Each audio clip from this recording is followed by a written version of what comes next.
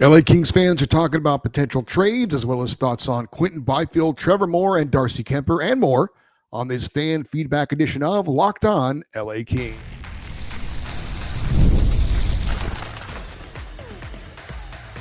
You are Locked On Kings, your daily podcast on the Los Angeles Kings, part of the Locked On Podcast Network, your team every day.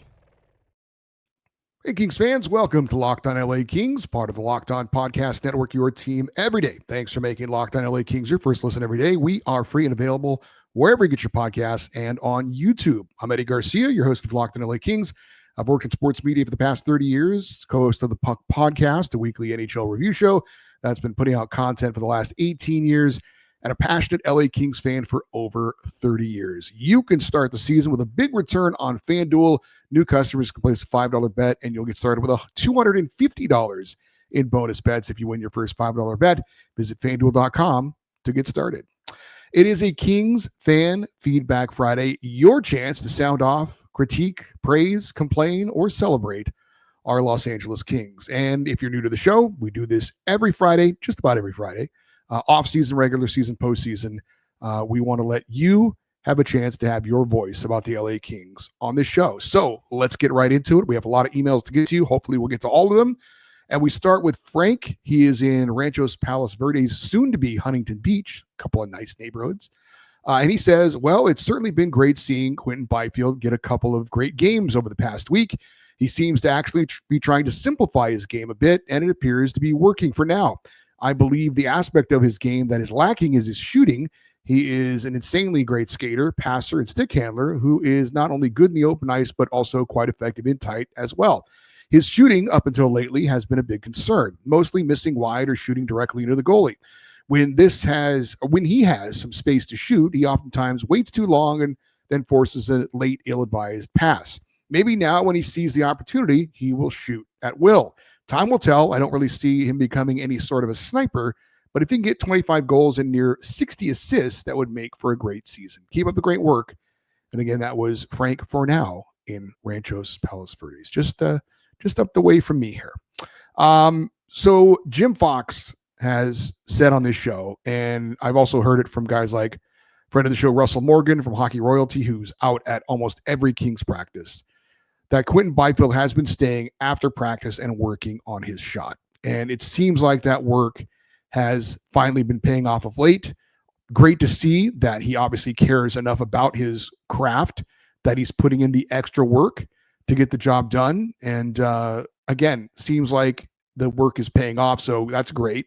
I would agree. I don't see Quinton Byfield as a sniper, but usually your true sniper types are more wingers than centers.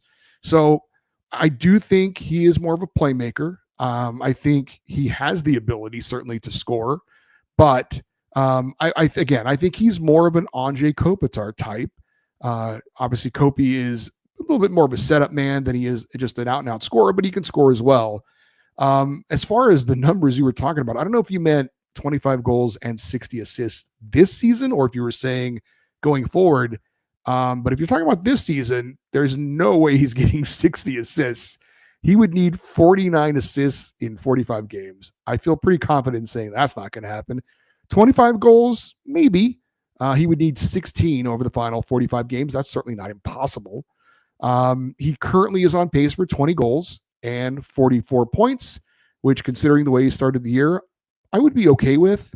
If he hits those numbers, that would match his last season's total goals, which he had was 20. He would be 11 points short of the 55 that he scored a year ago. But bottom line, it is good to see Quinton Byfield starting to play a lot closer to the level that we thought he was going to play coming into this season, and hopefully it can continue. It's a key component in the Kings' success for the rest of the way. Our next email comes from Peter. He's in Vail, Colorado. And he says, I can't help but notice that Phillip Danault has taken a step back this year. His offense is down, but he also just doesn't seem as tenacious. Couple this with the fact that the Kings need to give middle 6 minutes to Kaliev, Turcotte, Thomas, and potentially even Foggymo. I think Rob Blake has an opportunity to trade Phillip Danault to a team that is in a win-now mode and will overvalue him. The ideal candidate is Toronto. They're under enormous pressure to perform in the playoffs this year because the Stars are in their prime and they have a recent history of first-round playoff exits worse than the Kings. According to the Canadian podcast, the Leafs are desperate for a third-line center. They would salivate to get to know who they remember as the guy to end their COVID year Stanley Cup dreams by single-handedly shutting down Austin Matthews. The Kings have been playing well, but lack the offense to win it all and be a contender for years to come. So my proposed trade is to exploit Toronto's desperation, send Philip Deneau to the Leafs for Matthew Knies, Easton Cowan, and Nick Robertson. Knies is a big winger who can score in the mold of Alex Laferriere. Cowan is the Leafs' top prospect who has offensive flair, something the Kings desperately need. And Robertson, who's from Pasadena, is undersized but has offensive upside that might be unlocked with a change of scenery. Admittedly, all three are left-handed shots, which is not ideal. So that was from Peter in Vail, Colorado. Trades are always fun to talk about. I was going to say funds are always trade to talk about. First off, Philip Deneau has a modified no trade clause. He has a list of 10 teams that he cannot be traded to. Now, it's unlikely Toronto would be on that list. I would think that most players would be okay going to Toronto. You're talking about on that list places like Columbus. Sorry, no disrespect, Columbus. But look, I had Philip Deneau meeting expectations on the show that I did recently talking about Kings players that have and have not met expectations. He's on pace for 44 points, which is actually above his career average for points in the season.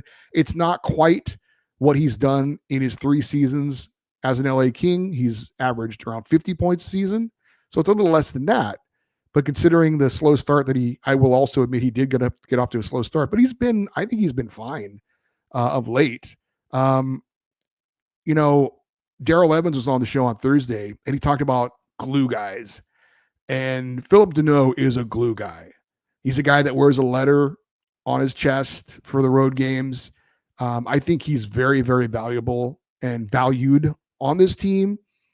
So, look, you're right. The Leafs are desperate to win a cup. Very desperate.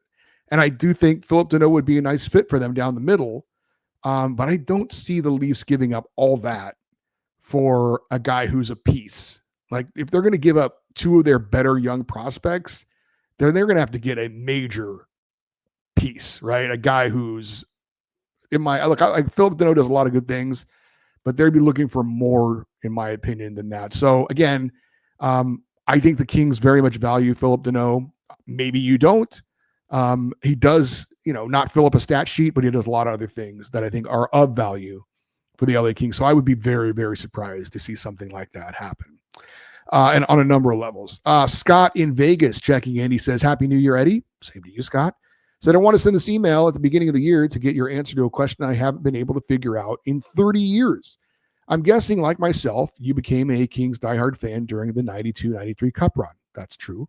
That year left quite an impression on us youngsters and the city as a whole pertaining to the rise of hockey on the West Coast. For those that didn't experience that run, the Kings beat all Canadian teams only to lose in the finals to another Canadian one. I know we faced one of the greatest goalies in Patrick Waugh in NHL history, but I still believe that when Marty McSorley was caught with the cheater stick, it changed everything. My question to you, Eddie, is since we were both young and becoming major fans at the same time, taking Gretzky out of the equation, who was your favorite player on that team? Who was the guy that hooked you? Looking back, it seems like that team had so many great players. I was there when we eliminated the Flames, and I swear to this day, the forum was literally shaking with the chant Stanley Cup. In typical Kings fashion, looking back, we didn't win the division that year either. The reason I'm asking you this is I believe that there are some parallels to this Kings team and that one. We seem pretty deep, and that 92-93 team was as well. Happy New Year to all Kings fans, and that was Scott in Las Vegas. Well, Scott, you're right. First of all, the Kings come home up 2-0 after sweeping the first 2 in Montreal. They're going to win that series, in my opinion. I have no doubt about that. The McSorley stick incident, certainly a cheesy move, if not an effective one, from Canadiens coach Jacques Demers. And that was the last time a Canadian team won the Stanley Cup. As far as who I really liked on that team, I was a big Luc Robitaille fan. I was a big Rob Blake fan. I would say maybe the other guy that isn't quite in the stature of those two guys would be Tony Granato. I was a big Tony Granato fan. hard-nosed guy, but also had some skill, could kind of do it all. Up until the Kings obviously won the Stanley Cup, that my favorite memory was from that team, from that season. Gretzky's hat trick against Toronto in Maple Leaf Gardens in Game 7 was, even though I was still kind of a young hockey fan at the time, I kind of understood how big of a deal that was, and just really getting into playoff hockey and how much I hated Doug Gilmour back in the day. That was good stuff. It definitely left an impression and made me a Kings fan for life. We got plenty more emails to get to. We will get to your emails next here on Locked On LA Kings, your team every day. The NFL playoffs are almost here, but it's not too late to get in on the regular season action with FanDuel, America's #1 sportsbook. This is the final weekend of the NFL regular season. And right now, new customers can finish the season strong with $250 in bonus bets if you win your first $5 bet. FanDuel has so many ways for you to pick up a W. Not only can you place a bet on who will win the game, but FanDuel also has bets on which player will score a touchdown, how many points each team will score, and so much more. Visit FanDuel.com to join today. That's FanDuel.com for your chance at $250 in bonus bets. Make every moment more with FanDuel, the official sportsbook partner of the NFL.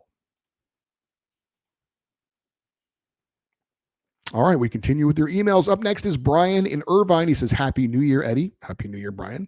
I was at crypto for the Oilers and the New Jersey wins. Nothing like watching the Oilers lose in person.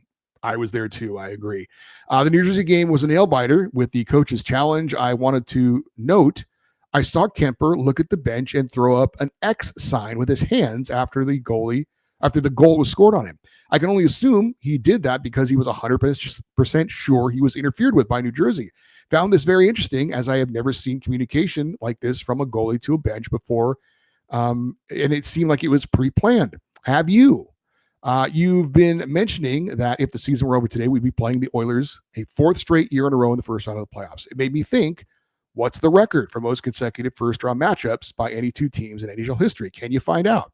Lastly, I wanted to weigh in on your ranking of players that haven't played very well this season so far. I agree with you 100% that Spence seems to has not been playing as well as I would have liked.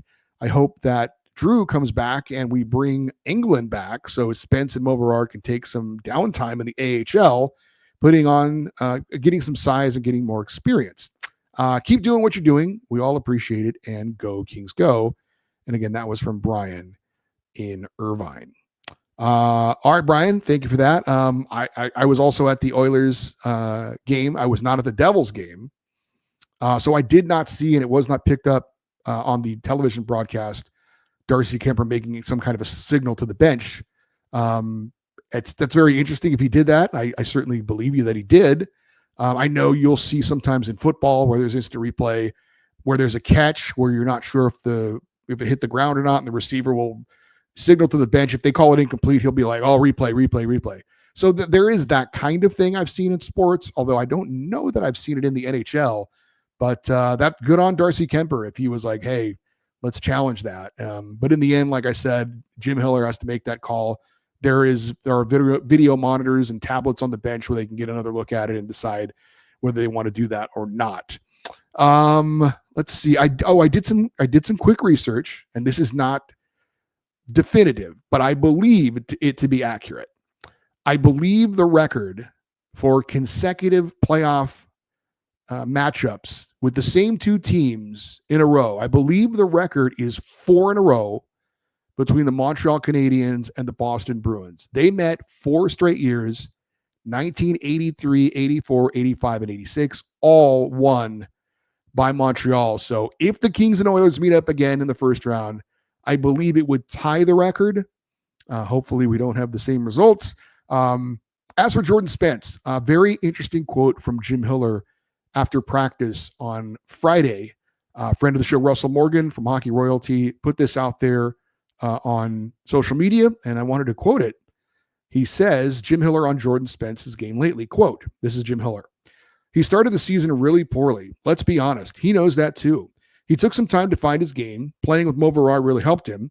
Just got back to being solid. I think he's elevating now. Not only did he get his form back, but I think he's pushing it up, and it's been really important for us, end quote. So I would agree with that for the most part. I definitely think that Jordan Spence, who I'm a big fan of and really root for, he definitely did not meet my expectations to start the year, and definitely wasn't playing all that well. It does look like he has picked it up well of late, which I guess isn't a surprise. We look at it like we've talked about it. Kevin Fiala, Quinton Byfield, and guys like Jordan Spence have all kind of elevated their game lately, and that's why we've seen the Kings play so well lately. So a lot of guys starting to kind of get it together, and everyone else is still kind of doing what they've been doing. So, I would agree. Jordan Spence, I don't know about sending him to the AHL, but there are some interesting decisions to be made for the Kings coming up with Drew Doughty's return and a couple other players, which we'll touch on if we have time coming up in a minute. This comes from Jay. He is in WeHo, which I'm guessing is West Hollywood. I've lived here for over 20 years now, but I can't say that I know everything about everything. But he says, hey, Eddie, great pod.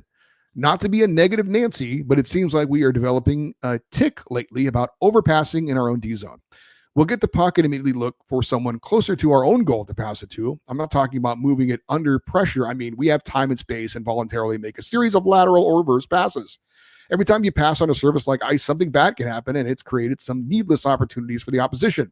I get building up a head of steam, but not every play has to start from behind our own goal line. It's driving me a little mashuga.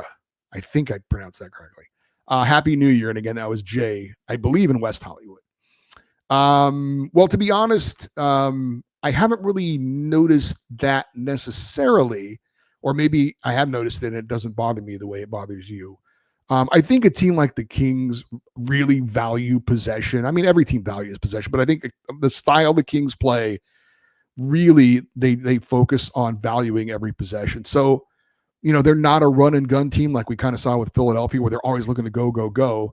They want to make sure that everything is set, that they have the right personnel out there if they need to get a line change or whatever. And then they'll, look, if they get an odd man rush or a breakaway, they're obviously not going to pull it back and make sure things are set up, quote unquote. But I think for the most part in those situations, they're just making sure everyone's on the right page. Like I said, if you need to get a line change or whatever, it's part of kind of who they are in valuing every possession. I think that's part of what we're seeing. So it doesn't bother me as much as it bothers you, apparently. This is from Bruce in the OC. He says, I really enjoyed the Darrell Evans interview and your expectations podcast last week, among others. Thank you. He says, but those two got me thinking about a few things, especially with Q. At the start of the season, I sent you some of my expectations for this season. Kuemper, goals against and save percentage, Turcotte and Clark's ice time, Fogeljoe and Edmondson's contributions, Kopi and Doughty, getting guys like Hellenius into the NHL roster, and Q's continued growth, among others. And just past the 35-game mark, this team is starting to look very dangerous. I know I wrote that I thought Q would be a point-per-game player, but after watching those two podcasts, I've been thinking that I was probably wrong to expect that from him for this season and in this system. I mean, it would be fantastic if he kept this pace through the end of the year, but is it necessary to achieve the team's goals? Evans brought up a great point about Kopitar's point totals in his first 7 years and throughout his career. And I know I've heard you and other guests or fans comment that they have wondered if Kopi has sacrificed some of his point totals for the system and playing a fully responsible, solid 200-foot game that he brings every game. So maybe that is the most important thing for Q to concentrate on right now. I've been happy with every step of the development since the Kings drafted him, and although my expectations for his point totals this season was a bit higher, I just really love watching him play ice hockey. I really enjoy watching this whole team. The Kings have really talented, high-skilled players who have been bringing it 100+% work ethic every game over the last month or so. And in the end, this is probably the most important thing to expect for every player on the team, to work hard and remain consistent. This is a solid playoff team. They have proven that they can compete with the best teams in the league, and I'm really excited to continue to watch their Stanley Cup run this year. Go Kings, go. And that was Bruce in Orange County. Yeah, this kind of reminds me of what I was saying not too long ago about Quinton Byfield when Jim Hiller had that quote after a game. I think he was asked something like, are you convinced that Quinton Byfield is going to be an NHL center or something like that? And he said something like, we are not concerned at all with Quinton Byfield. And you can always argue, well, what's he going to say? Is he going to really be honest if he is concerned? Jim Miller might actually. I mean, he's a pretty straight shooter. But I think, and I said at the time, and I believe it, I think that the Kings organization I think the Kings coaching staff and probably most of the players, if you ask them, are you satisfied with what Quinton Byfield is giving you night in and night out? I think most of them would say yes. Of course, everyone would love to see him putting more points up, putting more goals into the net. Sure. But his all-around game, the energy he brings, all that kind of stuff, and the Kings are winning, most importantly. I think everyone that is, in the organization, I think they're pretty happy with what he's doing. And you talk about it, maybe this season it's more important with the success the team's having that he learns how to play that center position and grows into it, I guess, a little bit. So we'll see. We have some more emails to get to you. We'll do that next here on Locked On LA Kings, your team every day. Did Rocket Money help you find any subscriptions you forgot about or that you were paying twice for? That happened to me. I had a few subscriptions I didn't even realize I was still paying for, and Rocket Money made it so easy to track them down. It's like having a personal assistant for your finances. Rocket Money also monitors your spending and helps lower your bills so you can grow your savings. It brings everything together in one place, whether it's subscriptions, your spending habits, or even goals that you want to hit for this year. Rocket Money has over 5 million users and has saved a total of $500 million in canceled subscriptions, saving members up to $740 a year when using all the app's premium features. Cancel your unwanted subscriptions and reach your financial goals faster with Rocket Money. Go to rocketmoney.com/lockedon today. That's rocketmoney.com/lockedon. rocketmoney.com/lockedon. All right, let's get to our final emails. This one comes from Oliver, and he is in Roy, Utah. And he says, Eddie, hope you had a Merry Christmas and a good start to the new year. Thank you. Same to you, Oliver. It's been a bit since I chimed in. I don't want to be one of those fans, you know who you are, who only writes in when things are going bad. So the Kings have been playing so well and way above expectations. I just wanted to tell fans to enjoy it. Who knows how long it'll last. By nature, I'm a pessimist, not my best trait, I know, but I keep telling myself after 2021 and to a lesser degree 2014, anything's possible. I know everyone is afraid of meeting the Oilers again, and I understand they seem to be our kryptonite, but what would be better than beating them and moving on to the next round? In order to do that, my opinion is the Kings need to add some offensive strength. I'm glad Q seems to have turned a corner, and if he continues to play like that, then we might be all right as is. But it's hard to imagine that we could go toe-to-toe with the Oilers in a 7-game series. We seem to win a handful of games in the playoffs, but the Oilers, especially on the power play, can make you pay in a 7-game series. The player to move that makes the most sense is Gavrikov. I agree with you. We cannot let another Matt Roy situation occur. Blake needs to put on his big boy pants and make a move. I'm not delusional to think we could get Mitch Marner for Gavrikov, but maybe a pick and a mid-level prospect could get someone like Brock Nelson. His contract's up after this year. Has a $6 million cap hit. Gabby's hit is around $5.8 million. The Islanders are looking for some assets and picks, so maybe. I understand contract-wise the Kings would be in the same situation with a free agent, but maybe a sign and trade. That's why Blake makes the big bucks, to figure out those things. We cannot stand pat and think we can compete with Vegas and the Oilers as is. The alternative is to lose again in the first round, and I'd rather just start a rebuild if those are the options. The Kings need to have a vision, and after Blake's end of last season press conference, I'm not sure he has a long-term vision.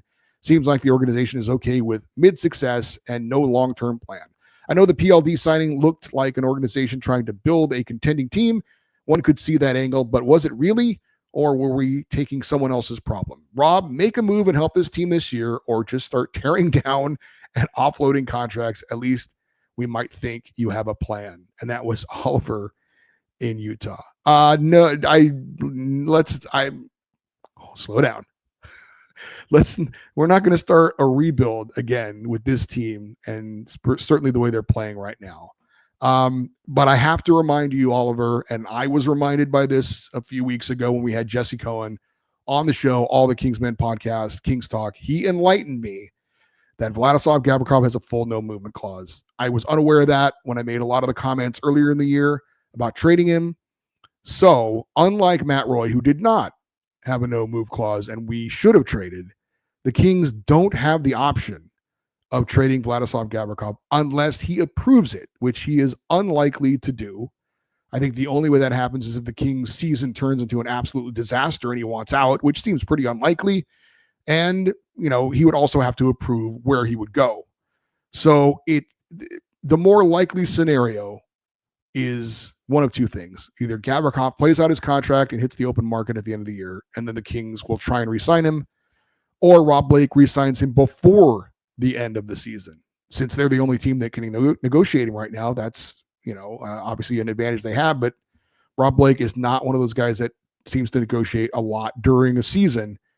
So we'll see. And of course, this is Rob Blake's last season as well, potentially, because his contract is up. So the Gavrikov trade is likely not going to happen. As far as the Kings making an addition, obviously the trade deadline is still a ways away. We need to see how the Kings are playing once they get there.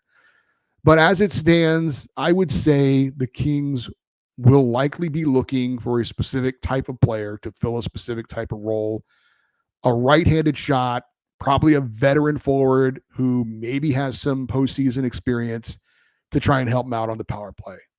That's the kind of guy I think that they would be targeting.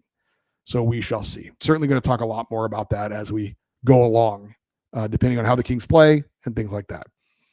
Brian in Los Alamitos says last season Trevor Moore was on a real goal-scoring streak, but cooled off around the time Drew Doughty made comments about teammates playing for their own personal stats and not the team. Do you think these comments affected Moore's drive to score goals? I know he scored 30 last year, but he just barely made it. Before Doughty's comments, it seemed like he was going to score well above that. On another note, I am happy, if not relieved, to see Quinton Byfield playing with more confidence. I loved his "it's over" hand gesture that he made after scoring the overtime game winner against the Oilers. Seems like he's really getting the hang of playing center at the NHL level, and he's back to reacting instead of thinking about what to do. I hope he keeps it up the rest of the season. Thanks for another great week of shows, and Happy New Year to you and your wife. That was Brian in Los Alamitos. Thank you, Brian. Same to you and yours. Brian's referring to the Drew Doughty cookie night comments you might remember from a year ago, when he said that some of the players were working or more worried about their stats and themselves than the team. So I looked it up. Drew made those comments after a loss against Buffalo on January 24th of 2024. Before that day, Trevor Moore had 21 goals in 44 games. After that day, Moore had 10 goals in 37 games. So yes, Moore did not have the same type of stats after those comments. It could have also been, maybe he just wore down a bit as the season went on, since he's never scored at that kind of a pace before. I don't know. I will say, watching Trevor Moore play, I don't ever remember getting any kind of a vibe that he's a selfish guy. And maybe that's not what you were implying. Maybe you were saying that he felt like he needed to be more of a team player after those comments, but he certainly isn't a puck hog. He's certainly not a guy that is always looking to shoot and never passes. So I don't know if that was a coincidence or if there was something to that or not. As far as the Q hand gesture, some people might not have liked that. And I will admit, I'm kind of an old school guy. I think in that situation against that team in that game, with everything that's going on in Quinton Byfield, showing that kind of emotion and swagger and being a little bit brash, I'm totally okay with it. I don't think he was being disrespectful, but you score a clutch goal like that in that game against that team, hell yeah, have fun with it. I'm all for it. Scott in Buena Park is going to be our final email. I'm sorry, Ed in Brea, who did guarantee the Kings would lose against the Tampa Bay Lightning this weekend. We're not going to have time to get to you, Ed. But Scott in Buena Park says, "Go Kings, go! Happy New Year! As always, it's a pleasure watching you on YouTube every weekday." Thank you, Scott. I love it when you interview Kings employees who don't get as much exposure in the public. Just so happens that I went to the game on New Year's Day, and by luck, I got to talk to Mikey Alexander. He's a nice guy and had nothing but great things to say about you, Eddie. I hope you and Mike have Mikey on again and can expand on his job and do a little bit more about what he does and explain, or that he explained in your interview. As for the Kings, do you think that the lack of right-handed shots from the forward position will hinder them, or does it not matter that much? I asked the question because I really like the chemistry between Fiala and Laferriere. Since they were paired together, Fiala has been more consistent with fewer off games. Laferriere has been shooting more. I believe it has a lot to do with Laferriere being a right-handed shot. And that was from Scott in Buena Park. Ironically, right before I started to record the show, I got a text message from Mikey Alexander. Don't call me Mikey Anderson. And he texted me to thank me for having him on the show. And he was telling me how many people stopped him at the game recently to say that they heard the interview. So that's awesome. Yeah, we'll definitely have Mikey on back at some point. As for the whole right shot, left shot thing, people who are a lot smarter than me say that, yes, it is an issue for the Kings to have so many left shot forwards. especially on the power play, because apparently it's easier to defend kind of just one side of the ice for teams. At the same time, Vladislav Gavrikov is a left shot playing on the right side, where defensively you could argue it's much more important to be, if you're a right-handed shot, to be on the right side. And he's having the probably best year of his career. So my guess is that you would prefer to have a balance of right shot, left shot, and play on the different sides. But it's not. It's a rule, but there are exceptions. So I do think it's something that is important. By the way, again, Ed and Brea guaranteed that the Kings would lose the Tampa Bay Lightning. So he did, however, have some nice things to say about the Kings, even though he did guarantee they were going to lose to the Oilers and the Devils, which did not happen.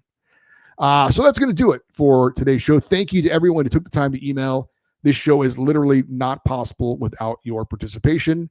There are some Kings notes that I unfortunately couldn't get to. I'll just say real quick, Trevor Moore, Trevor Lewis could return this Saturday against Tampa Bay, either one or both. So we'll see what the Kings do to accommodate them on their roster. And for Trevor Lewis, his next game is game number 1,000. And that next game could be this Saturday against the Tampa Bay Lightning, as the Kings take their 8-game home winning streak into that game on Saturday against Tampa Bay. Face-off time, 6 p.m. LA time. You can see it on locally on the FanDuel Sports Network, ESPN Plus, and of course you can hear it on the 710 ESPN app. For you everydayers, those of you that listen and watch Locked On LA Kings every day, coming up on Monday, we will recap the Kings Lightning game from Saturday. Tuesday, we'll probably have a special guest. Wednesday, we'll have a preview of that night's Kings Flames game. That's the final game of the Kings 5-game homestand. Thursday, we'll recap that game. And then Friday, we'll probably have a hybrid show. We'll recap the Kings Jets game that night in Winnipeg. That's a big game. And then we'll have a bit of a fan feedback show once again on Friday. You want to get in on that? You want to send an email to me on the show, lockedoneddie@gmail.com, EDDIE. You can always leave your comments if you're watching on YouTube in the comment section, and be interactive with the show on social media, X, Twitter, Instagram. We are at Locked On LA Kings. I'm Eddie Garcia. Thank you for listening and watching this episode of Locked On LA Kings, part of the Locked On Podcast Network, your team every day. Have a great weekend. We will talk to you on Monday. And as always, go Kings, go.